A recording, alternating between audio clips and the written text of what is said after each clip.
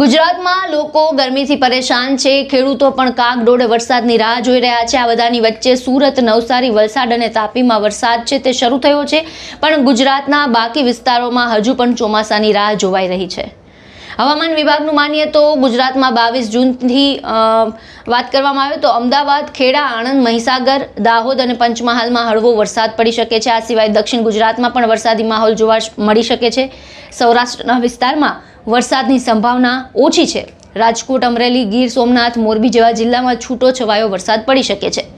તો આ તરફ ગુજરાતના જાણીતા હવામાન નિષ્ણાંત અંબાલાલ પટેલે ગુજરાતમાં ચોમાસું ક્યારે આવશે તેની માહિતી આપી છે।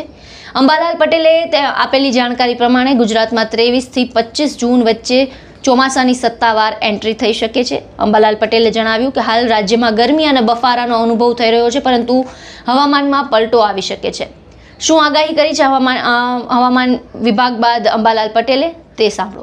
હવે આગામી 48 કલાકમાં ચોમાસું આગળ વધશે।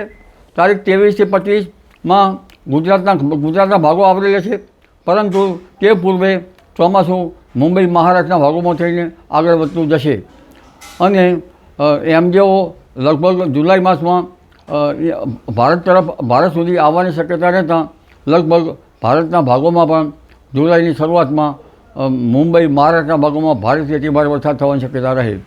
કેટલાક ભાગમાં પૂર જેવી સ્થિતિનું સર્જન થઈ શકે। દક્ષિણ ગુજરાતના ભાગોમાં પણ ભારેથી અતિભારે વરસાદ થવાની શક્યતા રહે।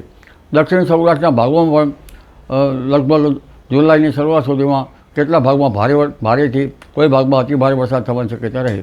સૌરાષ્ટ્રના અન્ય ભાગોમાં પણ વરસાદ થવાની શક્યતા રહે। મધ્ય ગુજરાતના ભાગો, ભરૂચના ભાગો, નવસારીના ભાગો વગેરે ભાગોમાં ભારે વરસાદ થવાની શક્યતા રહે। આ ઉપરાંત વડોદરાના ભાગો, અમદાવાદ, ગાંધીનગરના ભાગોમાં કેટલાક ભાગમાં ભારે વરસાદ થવાની શક્યતા રહે। ઉત્તર ગુજરાતના ભાગોમાં કેટલાક ભાગમાં વાવણી લાયક વરસાદ થવાની શક્યતા રહે। સાબરકાંઠાના ભાગો, હિંમતનગરના ભાગો, અરવલ્લીના ભાગો, પંચમહાલના ભાગો અને મહીસાગરના ભાગોમાં પણ વરસાદ થવાની શક્યતા રહે।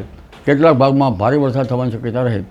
1997માં સ્ટ્રોંગ અલનીનોનું વર્ષ હતું, છતાં આઈઓડી જે છે એ સ્ટ્રોંગ હોવાના કારણે ભારેથી અતિભારે વરસાદ થવામાં હતો।